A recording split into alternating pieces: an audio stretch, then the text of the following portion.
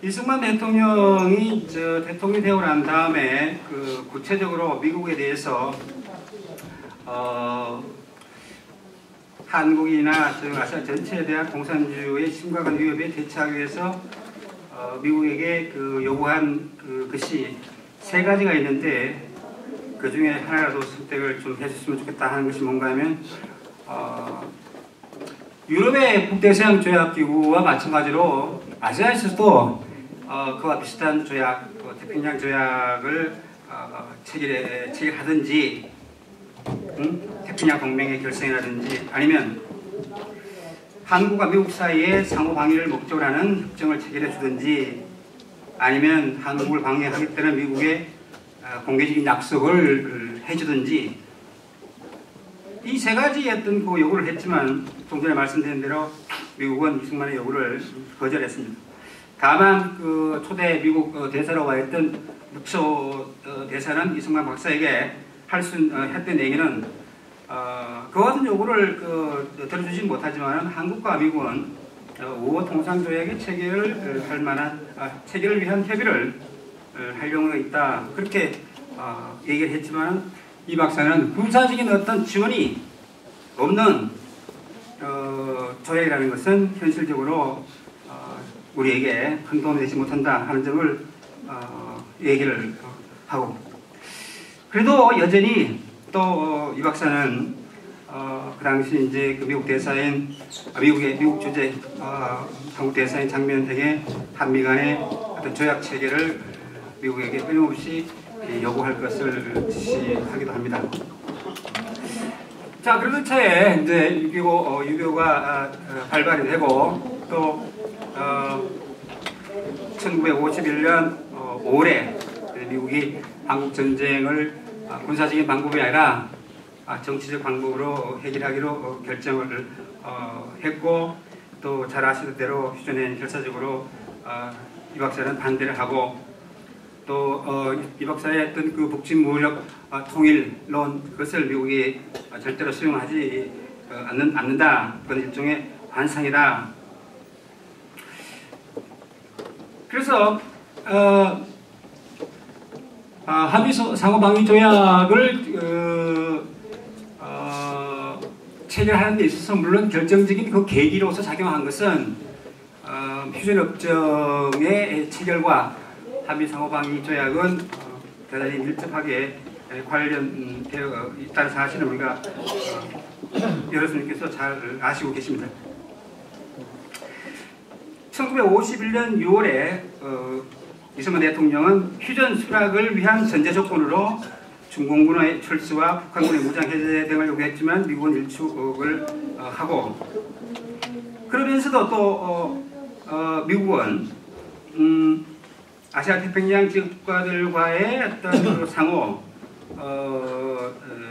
안보 조약을 체결하게 됩니다. 8월과 9월에 필리핀, 일본, 그리고 오스트레일리아, 뉴질랜드와 각각 안보 조약을 체결하죠. 특히 1951년 9월에 미국과 일본의 상호 안보 조약의 체결은 이승만 박사에 있어서는 너무나 현실적으로 우려스러운 바, 또 불안을 고조시키는 그와 같은 사건으로 작용을 하고, 그래서 아까 말씀드린 대로 한미 상호방위 조약의 조속한 체결을 하게 되는, 미국은 일기에 요구하게 되는 그 배경에는 단순히 공산주의의 위협뿐만 아니라 일본의 전통적인 팽창주의 위협을 심각하게 우려를 했기 때문에 그렇고, 또 실제로 이 박사는 1950년대 내내 대통령 재임하는 기간 내내 일본의 한 번도 했던 그 침략 가능성을 실제로 매우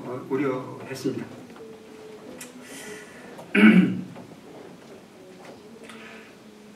그러나 미국은 군사 전략적 가치가 상대적으로 낮은 한국과 군사 동맹을 체결할 필요성을 강하게 느끼고 있지 않고, 반면에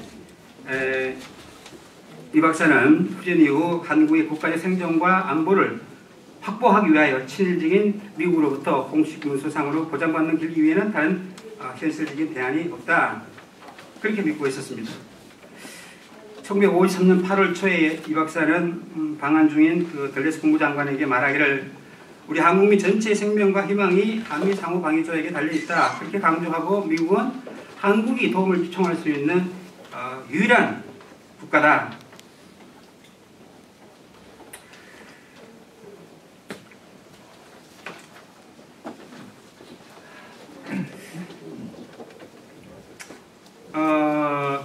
또 물론 그 전에도 1952년 3월 하우스에 이승만 박사는 트루먼 대통령에게 한미 간의 상호 안보 조약의 체결만이 한국민이 휴전을 수락할 수 있는 유일한 길이고, 만약 그것이 없으면 한국은 미국에 의해 포기될 것이라는 불안이 한국민들 사이에 만연하게 될 것이다. 그렇게 간주를 했습니다.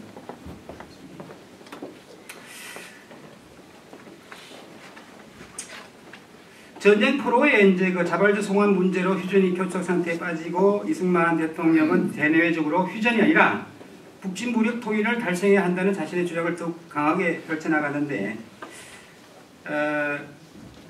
하여튼 그 한미 상호방위 조약의 체결이 선행되지 않는 한 휴전의 성립은 결코 용납할 수 없다 하는 것이 그의 굳건한 결의였습니다. 따라서 미국도 이승만 대통령을 공산주의자를 못지않게 휴전의 성립을 방해하는 커다란 걸림돌로 간주를 했고, 그와 같은 그 생각은 미국으로 하여금 이승만 대통령을 견제 내지 제거하기 위한 그와 같은 방안을 검토하게 만들 중요한 요인으로 작용하기도 했습니다. 그것이 1952년 6월 달에 미국에서 검토되었던 비상계획, 그리고 1953년 그 다음에 5월에 계획되었던 상시 대비 계획. 물론 이 두 가지 계획은 다 현실적으로 실행에 옮기기 어려운 여러 가지 사정 때문에 실행되지 못했지만, 그와 같은 생각, 계획까지 미국은 추진을 했던 것입니다. 물론 뭐 이승만이라는 사람 지도자를 대체할 만한 지도자가 현실적으로 한국 내에 별로 없다. 또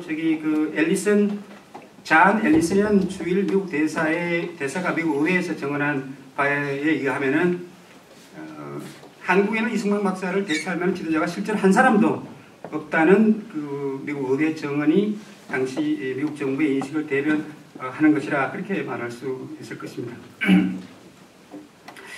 1952년 11월 말에 이승만 대통령은 아이젠하워 대통령 당선자에게 보낸 편지에서 아사히의 평화를 위해서 일본과 체결한 조약과 유사한 한미 간의 상호방위 조약을 체결하는 것이 필수적이다.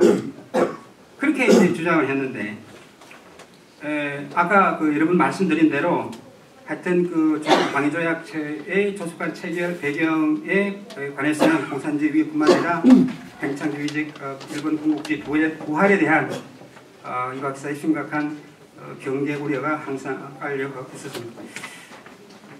그러나 그 아이젠하워는 그 상호방위 조약 체결 대신에 한국의 안보를 보장하기 위한 최선의 방안으로 미국이 제시한 것은 잘 알려진 대로 유엔 참전국들과 함께 대제재 선언을 하고, 또 한국 정부가 만약 휴전협정을 준수한다면은 한국의 군사력을 증강하는 지원을 생각을 하고 있었습니다.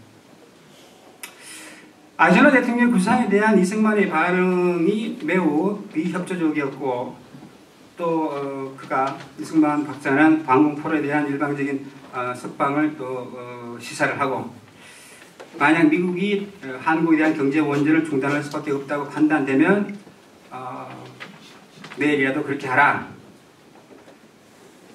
한국은 그렇게 되더라도 독자적으로 지원할 것이라.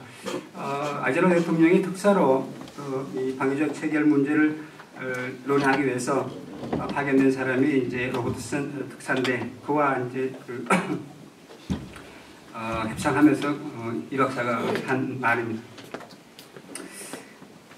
미국은 이 박사의 발언을 단순히 헛새에 불과하다 그렇게 판단했지만, 그렇다고 그의 요구를 무조건 또 무시할 수 없는 그 같은 점도 익히 알고 있었습니다. 따라서 아이젠하워 대통령은 이 박사에게 말하기를 이처럼 중대한 시기에 한국과 미국 사이의 이별을 생각하는 것 자체가 비극이 될 것이기 때문에 두 나라는 반드시 단계를 유지해야 한다. 그렇게 강조를 했습니다. 어쨌든 아이젠하워 대통령으로서는 한국 전쟁을 정치적으로 해결하기 위해서는 이 박사의 협력이 절실했고, 반면에 이 박사는 한국의 안보를 보장받기 위해서는 미국의 법적 구속력이 있는 공식적 약속이 필수적이었습니다. 따라서 한미상호방위조약은 한미 간의 갈등과 대치 국면을 타개할 수 있는 유일한 타협점이자 처방책이었습니다.